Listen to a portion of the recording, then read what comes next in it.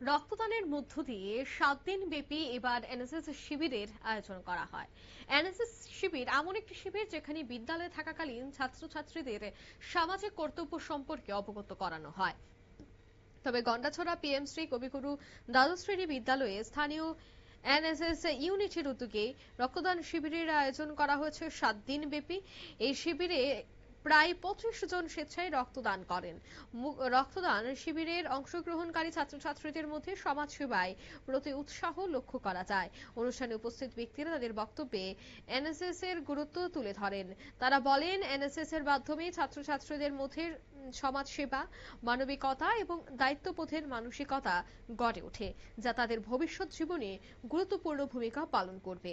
7 দিনব্যাপী এই স্পেশাল ক্যাম্পে আগামী দিনগুলিতে আরো বিভিন্ন সামাজিক এবং সচেতনতামূলক কর্মসূচি অনুষ্ঠিত হবে বলে বিদ্যালয় কর্তৃপক্ষের পক্ষ থেকে জানা গেছে। কি উঠে আসছে শোনাবো।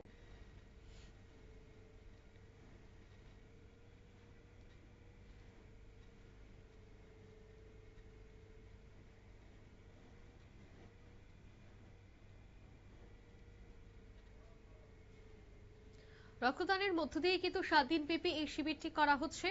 তবে গন্ডাছড়া পিএমশ্রী কবিগুরু দ্বাদশ শ্রেণী বিদ্যালয়ে তারা প্রত্যেক বছরই ছাত্রছাত্রীদের উদ্দেশ্যে এনএসএস এর আয়োজন করে থাকে। এবারও কিন্তু তাদের সামাজিক দায়বদ্ধতা বোঝাতে এবং এই দিনের এই অনুষ্ঠানের মাধ্যমে দেখা গেছে ছাত্রছাত্রীরাও রক্তদান শিবির সম্পর্কে অনেকটাই আগ্রহ বাড়ে। আগামী দিনে তারা কিভাবে এই ক্যাম্পগুলি করবে সে বিষয়টা নিয়েও তারা অনেকটাই প্রশিক্ষণ এবং অভিজ্ঞতা অর্জন করে। এই মুহূর্তের সংবাদ এই পর্যন্ত। আমাদের পরবর্তী নিউজ এবং আপডেট দেখার জন্য অবশ্যই চোখ রাখবেন শুধুমাত্র নিউজ ভ্যানগার্ডের পর্দায়। ধন্যবাদ।